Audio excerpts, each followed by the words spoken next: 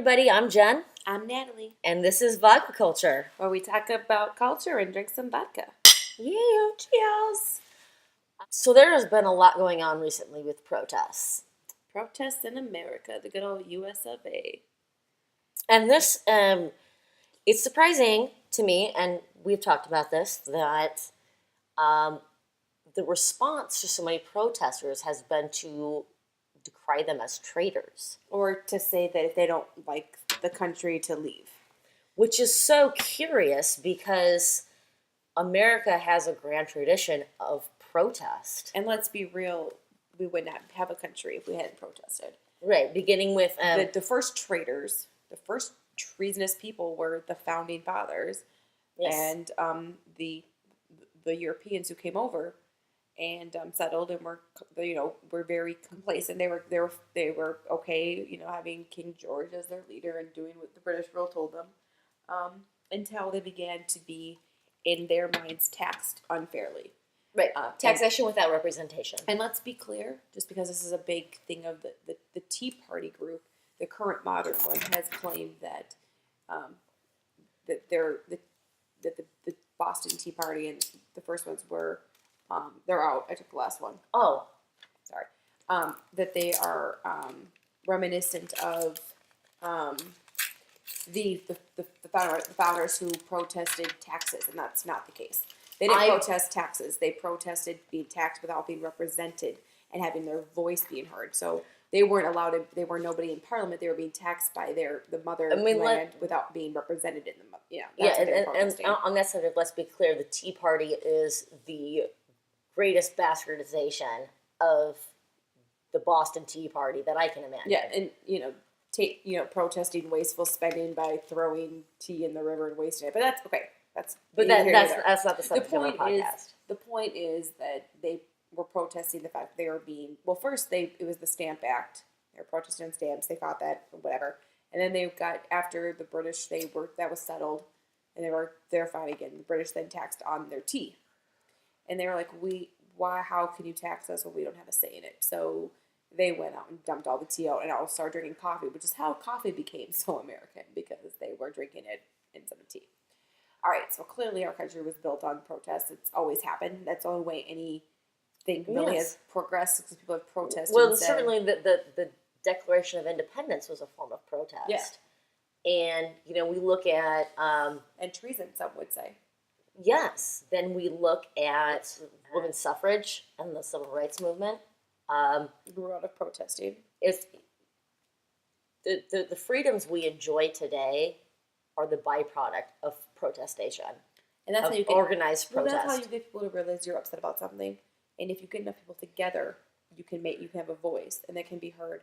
And as long as you get a conversation going, that's where progress happens. So it's the point is that's very American to do that. And we wrote it into our First Amendment.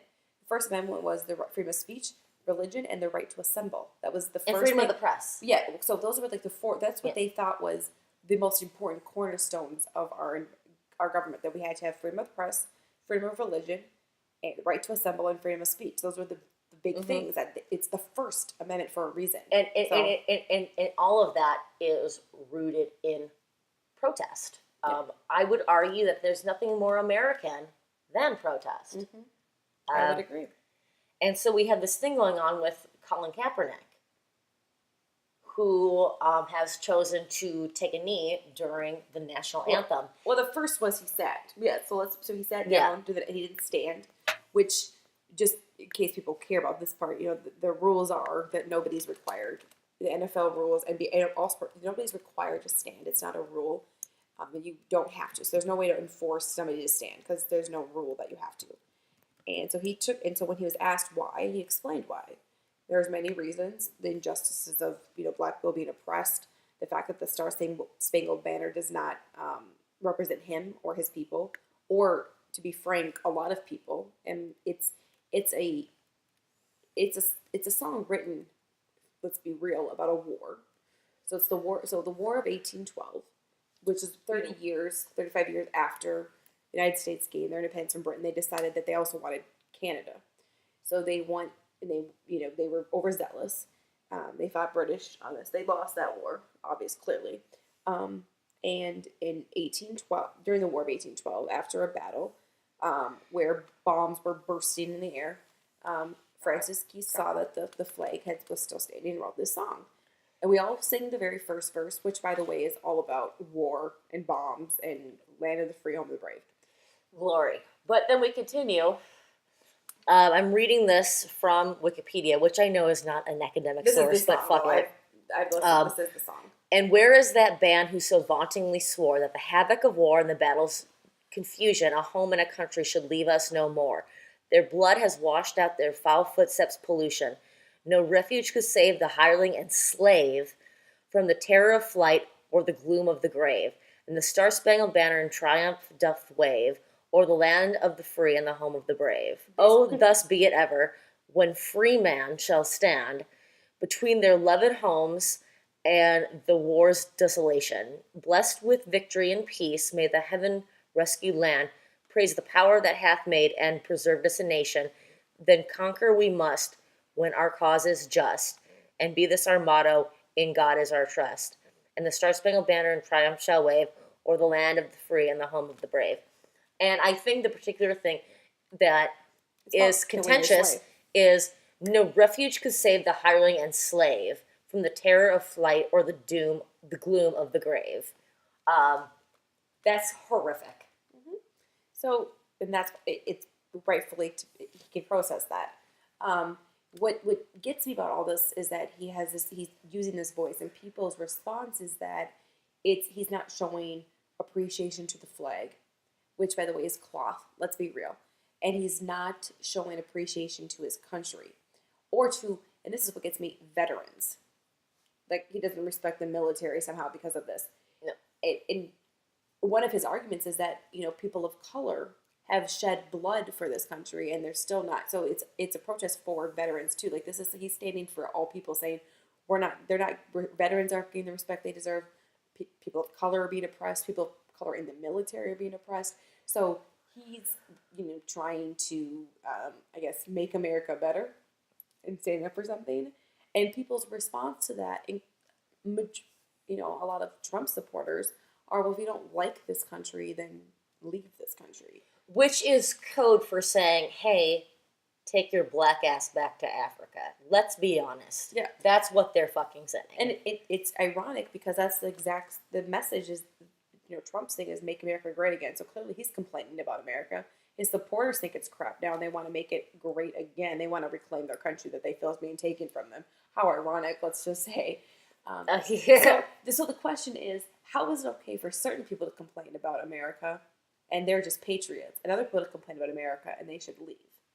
What's the color of your skin? Yeah, why? Let's be honest. That's a big one, but also who you support, because it seems like if you support Trump or that ideology, then you have the right to complain. But if you support anybody else, whether, again, it is a racial thing, but let's take that part out. Even if you don't agree with Trump and you support other, then if you complain, then you should just leave. If you're a conservative Republican and complain about America, you're okay. If you're a liberal Democrat and complain about America, you're a fucking traitor and you should leave. You should go somewhere else. And my first question, great, where? Buy me a plane ticket, I'll leave. No, that's not the point. I just think that's unfair, clearly. And if some people just take the time to listen to them, you may not agree with them, but without having your mind made up, listen and decide and choose that path, and don't make up excuses. Well, if you want to there's other ways you could do this. Well, this is the way he's doing it, and this is the way people. This is a very simple form of non-violent protest. Yeah. Which is clearly working because we're all talking about it. Let's be real. Yeah. It's working. Yeah, and it is encouraging a discourse within this country if we dare to engage in that discourse rather than engaging in vitriol. Yeah. And one of Kaepernick, I always want to say Kaepernick, he has many reasons for sitting down or taking a knee during the national anthem. For the fact of the verse that we just mentioned, he has many reasons for doing so. One of those particular reasons is police brutality against unarmed black men. Or And just thus we against have, black people in general, but yes. yes, and thus we have the Black Lives Matters movement. Black Lives Matter. I'm sorry, I'm drunk. Black Lives Matter movement. Now, I stand with the movement. I have a sticker on my car. A buddy of mine says that's not enough. I should have a yard sign. And since I'm white, I should probably shut the fuck up on the rest of things.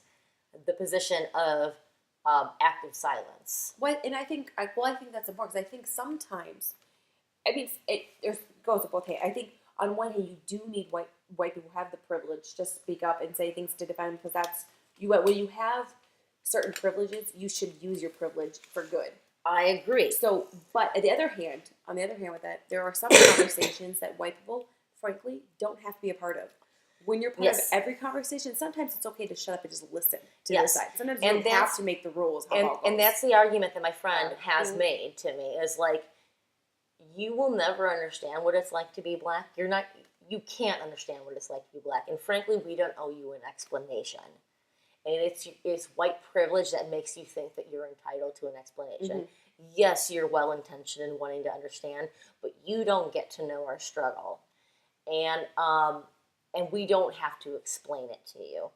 And you should just listen and support us for that. And you should just listen and stand beside us and embrace this concept of active silence. And I can understand it from a different point of view of being a woman. Sometimes it's not going to explain to men why I feel the way you do. Sometimes you should just listen and just accept it and say, okay, I stand beside you and I will help you and protect you and use my voice for good. I will use my voice to help you.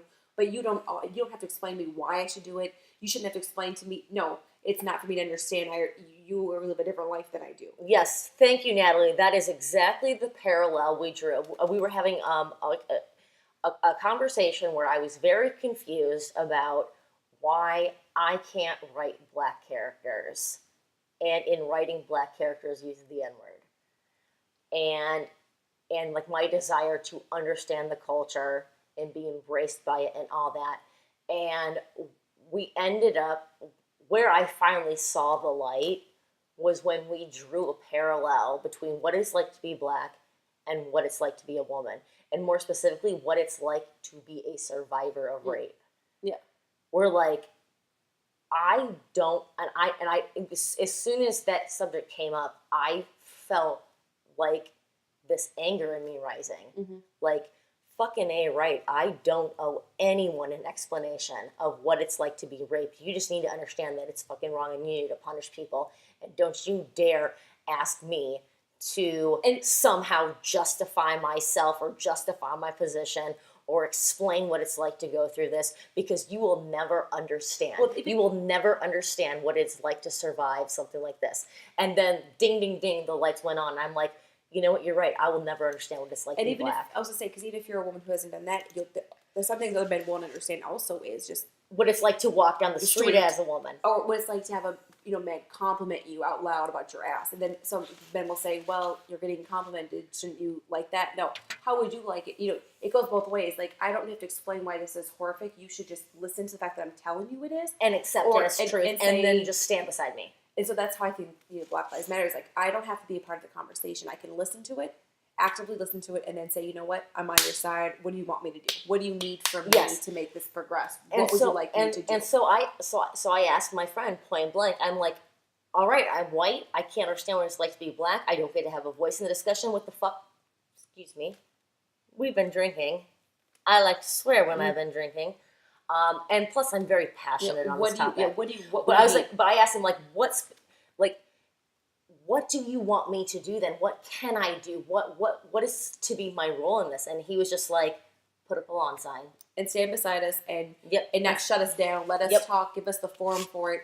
Use the privilege you have from that. So to allow a way. Exactly how I would say to use your privilege as a man to allow this to be heard. So that's how that goes. I think another thing that's important with Black Lives Matter is that how quickly people forget how things happen. The very common thing that is very, very common to hear about amongst white men or women, just white people in general, who may not understand the movement or not understand why it's happening, and they'll question it and say, well, in Martin Luther King's day, he didn't need to do this, that he was a very nonviolent, peaceful man, and they quickly forget that he also blocked some highways and there were marches in the streets and marched across a bridge to get the voting. Like, this is the same exact tactics that were used. The exact same tactics. There is relatively no difference. I would argue no difference at all between the Black Lives Matter movement and the civil rights movement led by Martin Luther King Jr. They did the same thing happen. I think the only difference is that the civil rights movement had a figurehead in Martin Luther King. The Black Lives Movement is much more egalitarian in the sense that there is no particular, and there is, as far as I can tell, this is a movement that's spread out throughout the country in locally organized groups, by and large, I feel. But besides that, there is no difference between what's going on with Black Lives Matter and what was going on with the civil rights movement of the 60s. And I don't know how familiar you are with Michael Eric Dyson, but he was on, he's amazing. He's on Bill Maher a lot, real time. Okay. He does other things, right stuff. He's great. And he was on Bill Maher once, and they asked, Real Time with Bill Maher is a show on HBO. He has a panelist, they talk, and then they do all their stuff, and at the very end, he does goes on YouTube and answers questions from readers or from people. And one of the questions was directed to him and said, about Black Lives Matter. Is it a movement? And he said, it's not a movement yet. It's getting there. It will get there, but it needs to have an avenue to get there. It needs to be, it has to have a wedge to get into it. And it's not quite to what, because like you said, the leader, it's not quite to that point, but it's almost bigger because it's everywhere. Because of social media, I think it's a big thing. Or network, it's everywhere. And it seems to me that it is a movement because this was a while ago, but yeah. Okay. Yeah, because there are these, citywide protests blocking highways, and I get really, on one hand, I understand the frustration of people who are like, don't fucking block my highway, I have to get to work.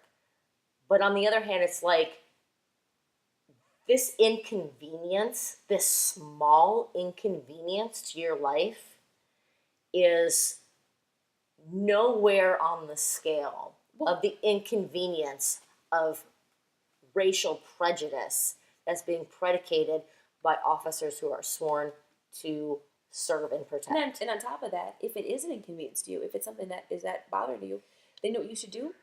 You should, call and harass your congressman or mayor and all people and harass them enough to say, do something about this so that pass legislation so that we get them out of the streets so I can get to work on time. Win-win for everybody. Then we get stuff that happens, with they get their side heard when it happens, and you get to work on time. Yeah, I mean, make no mistake, it's an inconvenience because it's supposed to be an inconvenience. So that's the whole point. Because if they were standing on the side of the road, you would just drive past and not notice. You could write it off and continue to be apathetic about it, but because it interrupts your life, you're forced to take notice, and that's the point. You have to take notice of what is going on in this country I'm going to admit, for a very long time, I was of the opinion racism isn't a thing anymore. It's not a thing anymore. We've come too far. We have civil rights. Racism isn't a thing anymore. Bet your ass, racism is still a thing because police are murdering Black people.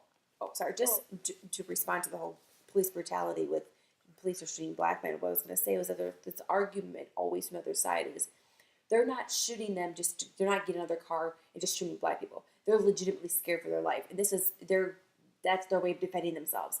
And my response is, okay, then if that's, you know what? Okay, fine. Let's say that's true. Why is it though that a police officer seems to be more scared of a Black person in a car than a white person? Why is it that maybe they are legitimately just scared? They think, why is that? Is that a societal thing? where there's this image that, I mean, black people are pulled over at a much higher rate than white people are. They're targeted much more. And why is that? Because there's inherent belief that they're going to commit some type of crime. Yes. And I think that's the big issue to be hit, that why are they so much more scared? Why are they so skittish? Why is their first instinct to, oh my God, shoot? Because I honestly think they're going to kill me first. Why do they think that? Why is there not training? And then going further, the reason we have police officers is they're supposed to be trained to diffuse those situations. The reason I don't get out of my car, and because I may react that way, police officers are supposed to be trained to not do that, to train to diffuse situations and not let it get out of hand. And with the Sandra Bland incident, like that police officer was supposed to be able to calm down the situation, diffuse it, and move it along instead of yanking her out of the car and doing what he did. Right, and and again, I often invoke my psychological studies to respond to things. As someone who studies psychology, the fact of the matter is, if you act aggressively, you are just going to make the situation worse. Mm-hmm. There's an instinct when you feel threatened to act with aggression. That is the reptilian brain. Which is why we don't live in an anarchy, which is why we have police officers who are supposed to be trained to not react that way. Exactly. The fact of the matter is that rather than respond with aggression and an attempt to, supersede power of the situation, the better reaction is to remain calm and say, please. It's something so simple, like, ma'am, sir, would you please remain in your vehicle? Ma'am, sir, would you please take a step back? Ma'am, sir, would you please keep your hands in front of you? Mm-hmm. And just to respond calmly and with a sense of respect. And to not think that your badge and gun give you the power to do whatever you want. We have to remember there should be laws. Like, we don't live in a police state. You don't have the right, just because you have a badge on, to demand anything you want. And that's the problem with so rights too. I would argue that the cops that are committing these murders, and they are murders, are on a power trip. Well, there was the whole story about the black kids who were in the pool at the white neighborhood, and the cops came and got them, and they were 13-year-olds and 14-year-olds. I mean, and the one cop comes, and I wish we were and does this weird somersault thing where he didn't need to. There's a video of it, they're all in just this weird somersault, like a tactical move, and then gets up like this, and they're just standing there, he clearly was on some type of what's up? He was that was an action movie. You could clearly tell that he was. What are you doing? Why did you just do this weird flip thing in the grass? It's not funny. I'm just laughing because why are you so insecure that you felt that you had to show your power by doing something and that's weird? what we're talking about. And we previously mentioned the show Oz, and I've seen a lot of that in the characterization of correctional officers, where you do have people who are on a power trip and thus use excessive force. And in the characterization of these individuals, with respect to personal matters, it becomes very clear that they're insecure individuals that are trying to reclaim some sense of power. Mm-hmm. And that is inappropriate for someone who has the duty to serve and protect. And which is kind of ironic, because the people that are protesting are also trying to regain some sense of, maybe not power as much as a sense of dignity. And, it's when people are protesting, they're trying to regain something back that was taken from them. They're trying to, you've overstepped. We want our human life. Yes. We want to be treated the same way. The Black Lives Matter movement is all about respecting or honoring dignity of the human life and respect for the human life, which kind of brings us into this discussion about the Dakota Access Pipeline. Mm-hmm. where we have a culture that has been decimated, disrespected, subjugated, alienated for hundreds of years. And the little bit that we did to make it up to them was say, you can have this land. The land that was already theirs. That was already, right. You can have this little bit of land that you already owned, even though you owned everything. Well, and that's a problem that they didn't own, because they didn't. There was no sense of ownership. I mean, it was the land. It was the land. Yes, we yes. all live here. We came. Yes, we took it. It was. And then we said, okay. There was honor for it and everything. And after all of the atrocities that have been committed against Native Americans, it was like, you can have your reservations. Oh, by the way, we're going to bring master. You know, and it's exactly. And it's like, oh, and by the way, we're going to introduce alcohol to you, even though, like, and syphilis, but yeah, and like, kill the animals you eat. But anyway, so then you have. But then, and it was such. And you can have casinos and make a lot of money if you're in a region where that's actually viable. Assuming you're in a region where that's viable, you can operate casinos. Which is it's such a middle finger. Like it's such a bullshit form of reparation. Mm-hmm. Like, oh, you can have this little tract of land and get to operate a casino. Fuck you. And then after all that shit, now it's like, well, now we're gonna drill through your land, and parts that maybe and aren't your land, and potentially poison your water. Yeah, and points that aren't your land, we're still going to do it, and that may disturb other parts that are your land. And we're also going to drill right through, places where you have burial grounds, because people were killed, now they're there, and how would it boggles my mind when white America has no care for it. But if we were to drill a hole right through Arlington Cemetery, people would have an effing fit about that shit. Yes. And seriously, you're going to go drill through ancient burial grounds? Really? You're going to think that's okay to do because you wouldn't think it was okay to do if it happened to you? Desecrate sacred land that, by the way, they fucking owned or had possessed before we did. We stole it from them and then had the audacity to be like, "Ooh, well, you can have some of it back." And charge them for trespassing on land that we trespassed on first. Yeah. Yeah, and then oh, by the way, we're gonna bulldoze your sacred burial grounds. And the same thing, not listen. This is the big. I think listening. I mean, you're not listening to what their points are. They're listen to what they're saying. This is more than just, oh, you're going to. This isn't like an issue of like, this is mine, not yours. It's an issue of, this is all we. What are you doing? It's an issue of basic human decency. Exactly.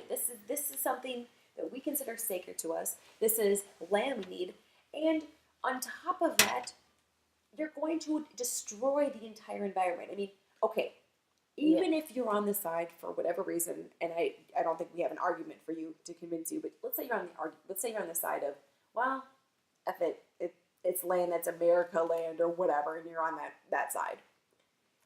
And you're all proud, it's American land, we're going to do what we want, then why are you so willing to put crude oil through the underground, which will destroy the land, destroy the climate, contaminate the water? I mean, it's bad for everybody.